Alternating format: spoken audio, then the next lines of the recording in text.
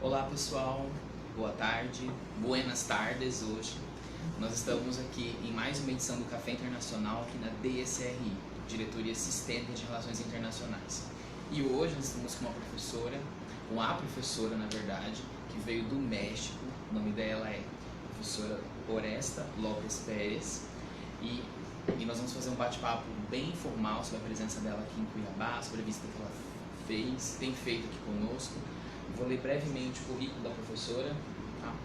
Professora Oresta Lopes Pérez é licenciada em História e mestre em Antropologia Social pela Escola Nacional de Antropologia e História, doutora em Ciências Sociais com especialização em História para o CIESAS Ocidente e é membro do Sistema Nacional de Pesquisadores nível 2.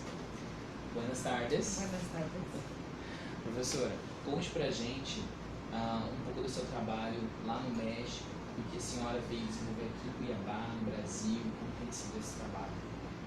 Bueno, yo he llegado a un intercambio con la doctora Nilce Vieira a la Facultad de Educación y hemos trabajado en un seminario temático, los temas de género, de interculturalidad en la historia de la educación. También acompañaré la lectura de una tesis en una banca de una estudiante también de esta facultad.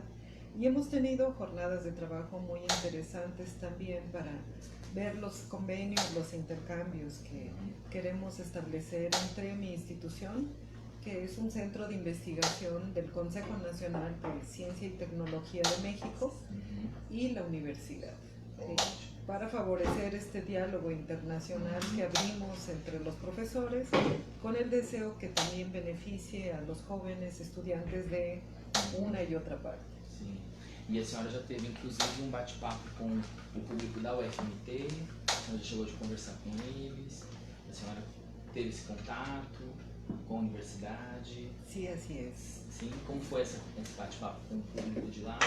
Bueno, nosotros generalmente los académicos nos ponemos en contacto con intereses comunes sobre los campos temáticos que trabajamos a partir de reuniones científicas en los congresos, en las publicaciones, y en particular, por ejemplo, con la doctora Nilce, como con otras colegas de Brasil, trabajamos los temas de género, o sea, investigamos cómo se iniciaron los estudios para las mujeres en nuestros países, comparamos las particularidades con que empezó la educación de las mujeres, la formación de maestras, la educación de las niñas, y nos es muy útil estas miradas comparativas para ver, por decir algo, ¿no? El tema de la formación de maestras en el siglo XIX en Brasil tiene muchas similitudes con el modelo mexicano, que también favorecía la enseñanza de la economía doméstica, que aparece casi junto con la pedagogía, casi al mismo tiempo, para la formación de mujeres en la educación. Y por otro, compartimos desde siempre autores comunes. Por ejemplo, Lorenzo Filo estuvo en México también aprendiendo los métodos mexicanos. Nosotros también, de Paulo Freire y de el mismo Lorenzo Filo, hemos tenido también impactos, intercambios históricos en la historia de la educación de México y de Brasil. Entonces, los investigadores actuales lo tenemos muy presente y estamos muy claros de lo valioso que es este intercambio, cómo enriquece nuestras investigaciones, cómo se vuelven más amplias y los horizontes comparativos son cada vez aportadores, intensos, y con las nuevas tecnologias son además interminables. Sim, e assim, a gente percebe que esse intercâmbio em que a senhora veio ao Brasil, em que nós recebemos, a gente percebe o quanto é importante conhecermos mais sobre o México e também o público de lá também nos conhecer, para que a gente possa ter sempre esse intercâmbio, né? E acordos de cooperação. Então há a possibilidade, né, da gente ter um acordo, né, de cooperação com o IFMT. A gente pensa muito nisso, né? Entre o país de vocês, a instituição de vocês e o IFMT, há essa possibilidade, né? Então, quer dizer, algo que todos nós também almejamos, porque querendo ou não é algo que todos nós podemos crescer, certo? E em relação assim à questão da educação, o que a senhora percebe em relação ao Brasil e o México? O Brasil tem caminhado nas pesquisas, o México também tem caminhado, há um certo avanço entre os dois países na parte da pesquisa académica, na área que a senhora atua.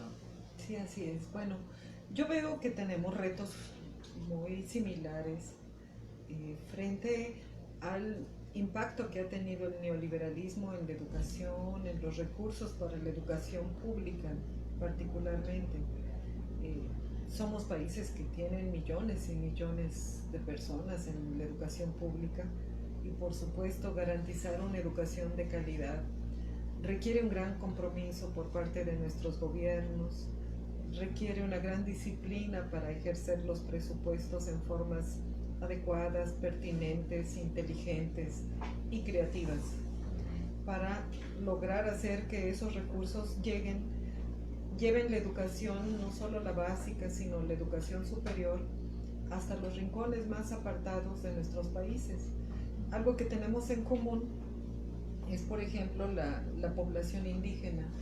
Nosotros en México tenemos todavía, afortunadamente, 7 millones de población indígena que hablan 62 idiomas indígenas, y México desde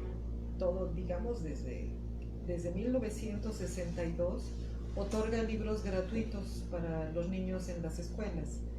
Entonces el compromiso posterior fue hacer además esos libros de texto en idiomas indígenas. Y en México hay, por ejemplo, un cuerpo docente de 50,000 profesores indígenas y se producen miles y miles de libros también en idiomas indígenas. Pero siempre hay retos y retos nuevos. Ahora, por ejemplo, se están haciendo libros para que los maestros aprendan a hablar de igualdad de género en las escuelas. Y también se hacen miles de libros sobre estos temas para favorecer las políticas de igualdad de género en las escuelas. Entonces, llevar esta buena educación, el tema de derechos humanos, el tema de aprender a lidiar en un momento en que se incrementa la violencia en las escuelas y en otros espacios de la educación, cómo los maestros tienen que enfrentar nuevos retos, y todo eso requiere recursos, requiere creatividad, requiere sensibilidad, pero en ello va lo que seremos como humanidad. Entonces insistiremos, creo que tanto en Brasil como en México, tenemos que insistir en que se mantengan sistemas de educación pública, tanto como la calidad, y que le llegue a todo el mundo, y que la escuela se convierta en esse lugar donde seguimos proyectando el futuro de la humanidad. A educação ainda é a melhor opção, né, professora? La mejor opción para la paz, para el desarrollo, para la convivencia, sigue siendo, hay que apostarle a la educación. Y para ello, compartimos estas miradas cruzadas entre México y Brasil, de experiencias, de libros, de estrategias. Analizamos también nuestras experiencias históricas para ver cómo hemos venido construyendo estos sistemas educativos. Solo por hablar del tema de la educación, pero también podríamos hablar de cómo ha sido la apuesta el trato hacia los indígenas,